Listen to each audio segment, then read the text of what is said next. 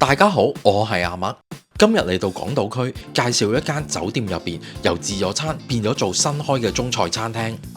佢嘅菜式精緻之餘呢，味道都幾好，而且仲有一個裝修呢係好時尚有氣派嘅裝修啊！而且仲做緊一個85折嘅優惠，係一個好好慶祝生日又或者坐得好舒服嘅一個地方啊！帶大家去睇下先。大家睇緊嘅係阿米日常，記得 comment like、subscribe、訂閱，撳埋隔離個鐘仔，同埋 follow 埋我哋 Facebook、Instagram。大家留意，我哋已經開咗 Facebook，入邊有最新嘅資訊，記得 follow 我哋 Facebook，仲有 Instagram 啊！如果係搭港鐵嘅話，就係北角站 A1 嘅出口，出到嚟過咗斜對面嘅馬路，喺渣華道街市後邊呢條街呢，行多幾步。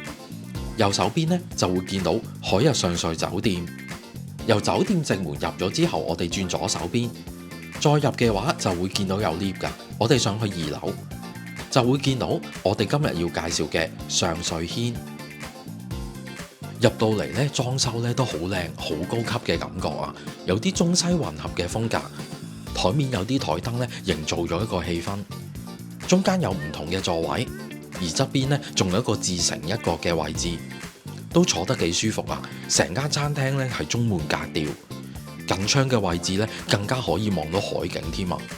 仲見到呢排新開咗嘅海濱長廊，我又覺得呢門口呢個位置呢應該係燒味部嚟嘅，個裝修真係幾靚。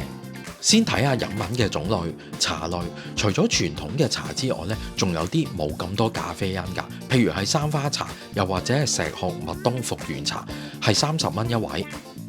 另外呢邊有特級嘅中國茶，譬如係桂花人參烏龍茶等等，而 cocktail 同埋啤酒呢亦都有㗎，大家可以參考下呢個價錢。冇酒精嘅飲品亦都有，最平係55蚊。另外有單點嘅酒類，譬如係香檳、白酒、紅酒亦都有。嚟到食中菜呢，當然有中國酒啊。之後就有烈酒同埋其他嘢飲。呢間餐廳係上年年尾呢先至新開張㗎。其實佢之前就係 The Farmhouse 食自助餐嗰間餐廳嘅位置，而家呢就換咗做上瑞軒。所以我哋都嚟試下呢間新餐廳啊！而佢官網上邊呢，亦都有一個優惠，就係85折嘅一個餐嚟㗎，係一個京式明爐烤鴨嘅套餐。當然有明爐烤鴨啦，仲有招牌花膠帶子酸辣羹、羅勒金蒜炒蝦球、醬爆銀鱈魚、京葱炒蒙古牛仔柳，仲有啲蔬菜就係濃湯竹笙大根萵筍。另外仲有甜品添啊，香芒楊枝甘露同埋酥皮鴨蛋撻、手工芝麻卷。原價2位嘅價錢呢係1488蚊，另外呢仲有85折嘅優惠㗎。首先呢嚟咗一個餐前嘅小食啊，呢個銀魚仔同平時唔同呢，個表面好似有啲焦糖嘅感覺，係更加好食啊！而且呢真係整得好香口，送酒呢真係一流啊！我哋叫咗個石斛麥冬復原茶，唔算話好多咖啡因，所以夜晚飲呢都唔驚瞓唔着啊！茶味都幾香，唔算話好濃嘅。另外仲叫咗2個 cocktail，The Peking Sour， 上邊呢有啲泡㗎，係有3滴辣油，真係幾特別。飲落去呢又唔算好飲到個辣味，飲到呢有酒精嘅味道嘅，味道呢都幾有層次。Duckling Fizz 呢個酒味呢係更加濃啊，帶有少少嘅甜味，凍凍地，中間有粒好大嘅冰，有少少嘅果香味。京式明爐烤鴨，職員呢都有同我哋講解一下個食法㗎。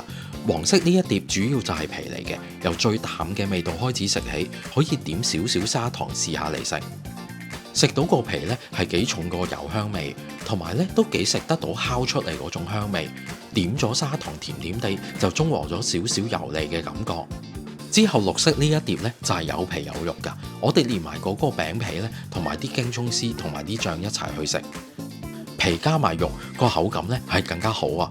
個餅皮係熱辣辣，再加埋啲醬汁去食，鴨嘅油香同埋肉呢都好嫩啊，味道都幾好。中間呢個蒜蓉醬呢都幾好食。最後就係呢個最特別嘅鴨肝松露醬，因為係最濃味，所以我哋擺到最後先食啊！呢個醬呢，就咁聽落去呢，都覺得好特別啊，同埋味道豐富啊！再加埋呢片皮鴨本身呢，都係幾香嘅情況底下呢，加埋呢個醬真係將原本嘅味道呢升華咗啊，去咗另外一個味道，加咗呢個醬呢，係真係幾好食嘅。招牌花膠帶子酸辣羹，首先下邊呢係用個火熱住嚟食，熱辣辣咁樣，入邊呢真係好足料啊，有啲似碗仔翅咁樣，但係平時嘅木耳肉絲，今次呢加埋有帶子啊，個口感呢真係好豐富，而且呢有啲花膠令到佢更加好食。個湯係酸酸辣辣咁樣，酸味同辣味都係少少嘅啫，味道調配咧都幾好噶，每一啖咧係好足料啊，所以食得好滿足嘅，成碗咧都好大碗噶。羅勒金蒜炒蝦球嚟到嘅時候咧，已經聞到好香啊！首先隻蝦咧係好大隻，啖啖肉咁樣啊，而且咧係好夠味。當然咧隻蝦係好爽彈嘅。有啲人咧可能覺得個粉絲咧先係主菜啊，粉絲因為用咗蒜蓉去炒，加咗一啲羅勒落去，味道咧係更加特別啊！食落去幾香口。京葱炒蒙古牛仔柳係炒得好香，食落去咧羊真係好嫩啊，近乎係冇羊騷味。呢個部位嘅羊肉咧係好嫩啊，冇任何筋，食落去咧係十分之腍，再加埋啲京葱落去食咧係更加香口，炒香咗嘅味道咧係更加濃烈啊！醬爆銀鱈魚上高咧有一個汁包住，味道咧係酸酸地，有啲似生炒骨嘅汁，而且呢個汁咧做咗個好薄嘅皮啊！呢個好薄嘅皮係脆脆地嘅，有一個好薄嘅皮咬落去咧，感覺係更加好食。而入邊咧就係一個質感好滑嘅銀鱈魚肉，而且咧切到厚厚地一件，咬落去咧係好豐富嘅。最尾就會嚟一個濃湯竹笙大根萵筍，蔬菜點解係最後先嚟呢？就喺甜品之前俾你清一清個口味啊！上邊有杞子，仲有一片嘅竹笙。原來萵筍咧係切咗絲啊，連埋白蘿蔔一齊咁樣切絲咧，其實係想增加個口感，咁樣食索埋個湯咧係唔錯啊！湯就係雞肉湯嚟嘅，比較清，亦都係比較暖胃啊！最後咧嚟埋個甜品，包括有呢個容器好靚嘅香芒楊枝甘露，食落去咧都幾夠凍啊！而且芒果同埋柚子咧都好足夠。呢個就係我好耐冇食過嘅傳統點心之一嘅手工芝麻卷。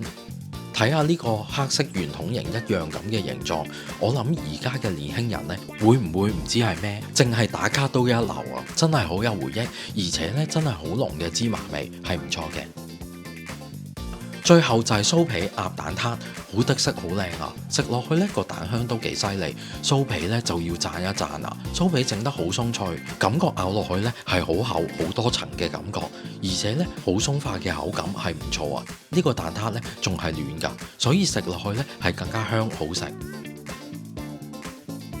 好啦，今日食完海悅上瑞酒店嘅上瑞軒之後呢，呢間新開嘅中菜餐廳裝修咧係好高級啊，中西式嘅元素都有，坐得好舒服啊，服務態度都好好，嘢食方面咧我都覺得係唔錯。片皮鴨咧就一定要食，當然要試埋佢嘅鴨肝松露醬。我自己咧就幾中意花膠帶子酸辣羹，同埋幾有驚喜嘅竹笙濃湯大根萵筍。另外咧，我覺得係好好食就係甜品嘅酥皮鴨蛋撻，個酥皮咧真係整得幾好食啊！最後佢嘅份量咧其實都好多啊，食完咧真係好飽好滿足，同埋環境咁好，係一個慶祝生日嘅好地方啊！我哋當日咧都有好多人慶祝生日啦，希望大家中意我呢條片嘅分享，我哋下條片再見啦！記得 comment like and share， 記得一定要 subscribe 訂閱，我哋希望得到你嘅支持，撳埋隔離個鐘仔，同埋 follow 埋我哋 Facebook、Instagram，拜拜。